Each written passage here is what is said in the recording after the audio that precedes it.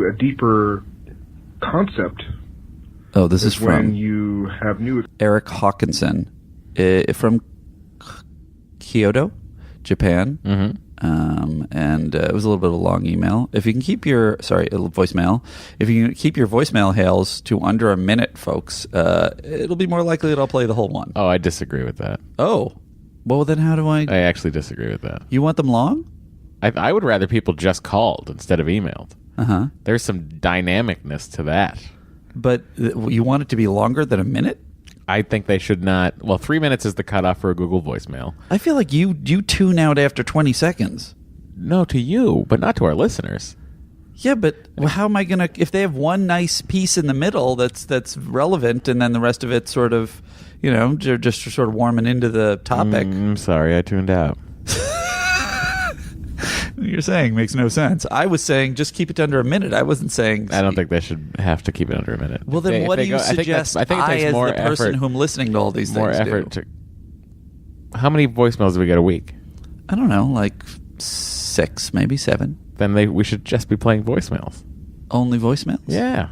Forgetting people, I think it takes more effort to call. Voicemail. I know, but we can talk over them. Which I don't mind doing. But this is like 2 minutes and 50 seconds. Well, let's hear it. You want the whole thing? Let's hear it, everybody. All right, this will be a great experiment. Let's see if this is a mistake. We'll see. A lot riding on this. All right. There's a lot riding on this. All right, let me get it to the beginning. I don't know how to. We're already 18 minutes into the podcast, which is very long. Hello, Matt and Andy. I'm Eric Hawkinson. Hello, Eric. Long-time listener, first-time caller from Thank you. Kyoto, Japan. Just trying to fill it I got out. a lot of Japanese-related stuff related to the show as well I'd like to talk about, but I want to introduce to you a Japanese saying, because I think it relates to the show and to Star Trek a lot. It's called Onkochishin. Onkochishin. Literally translated, it means examine or re-examine the past to learn something new. But it's related to a deeper concept, is when you have new experiences and new ideas and you go back and re-examine some knowledge that you already knew about, you can relate those new concepts and experiences to it and learn something new. You might have experienced this by reading a book as a kid and going back and rereading it as an adult, and you pull out completely different meanings and learn something new in the process.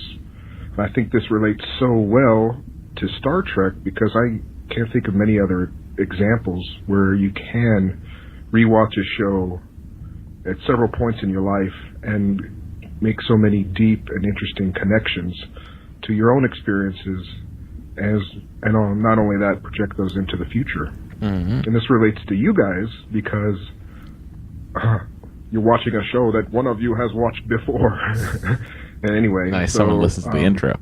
Matt is reliving parts of the show as he goes back and re-examines them, and Andy's doing it for the first time. So you're both in different relations as far as experiencing the show for the first time or not, but you're experiencing Onkochishin together because one of you has childhood experiences, or maybe even later in life, or rewatching it, and you're connecting those to various points in your life, and now you're even connecting them to your work experience as writers. So please remember the Onkochishin aspect. Side note, Onkochishin was the theme of TEDx Kyoto, which I helped produce, which had the only Star Trek actor produce a TED Talk. George Takei was on our stage a couple of years ago, so if you're interested in hearing his talk about, it's called Why I Love the Country That Once Betrayed Me, and his experiences in a Japanese internship camp, please look that up. All right, guys. Thanks solid for the show. I'm going to keep voicemail. That is a solid voicemail. Yeah, well, obviously, I thought it had pertinent points. Otherwise, I wouldn't have selected it in the first place. But you cannot argue that it was a verbose voicemail. Yeah, but he had to cover a lot. First of all, he had to teach us a Japanese phrase. You were just doing this. Then he had to talk about... to defend your position. You know that it was too long. Listen to... Well, you don't. Listen to Matt and Dory's Excellent Adventure. We always play voicemails. And they're like 3 minutes? Yeah. Sometimes people get cut off and call back and finish their thought. All right. You're the expert. I just cannot... I can't align that in my head with your general attitude of I'm tired of the how many emails we're getting. No, that's not it. I'm tired of how long Andy takes with them. But I'm just reading them. I know. And I'm reading you an edited version of them. Sometimes I think that, like, as much as I love what everyone is saying, I also feel like there's a part of me that's like, let's get to this.